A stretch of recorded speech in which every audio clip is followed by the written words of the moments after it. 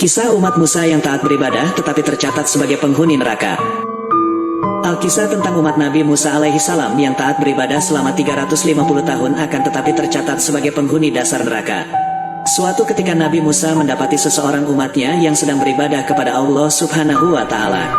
Kemudian Nabi Musa mendekati dan menyapanya, karena orang tersebut merasa dirinya paling taat beribadah di antara kaum yang lainnya. Maka dia memberanikan diri bertanya kepada Nabi Musa perihal ibadahnya. Beliau bertanya, "Wahai Musa, aku telah beribadah kepada Allah selama 350 tahun tanpa melakukan perbuatan dosa sedikit pun. Bisakah kamu bertanya kepada Allah akan memasukkanku di surganya?" Atas permohonan dari umatnya, Nabi Musa kemudian bermunajat memohon kepada Allah agar memberitahukan di akhirat kelak, umat yang rajin beribadah ini ditempatkan di mana. Lalu Allah berfirman, "Wahai Musa, sampaikanlah kepadanya bahwa aku akan meletakkannya di dasar nerakaku yang paling dalam." Kemudian Nabi Musa memberitahukan perihal jawaban Allah atas pertanyaannya.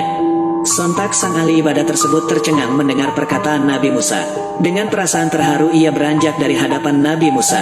Terpikir olehnya mengenai bagaimana nasib saudara-saudaranya yang baru beribadah selama 200 dan 300 tahun atau lebih singkat darinya.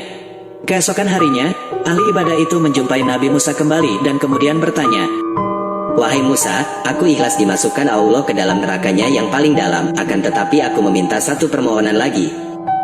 Aku mohon agar saat tubuhku dimasukkan ke dalam neraka, jadikanlah tubuhku ini sebesar-besarnya, sehingga seluruh pintu neraka tertutup oleh tubuhku ini, agar tidak ada seorang pun yang akan masuk ke dalamnya."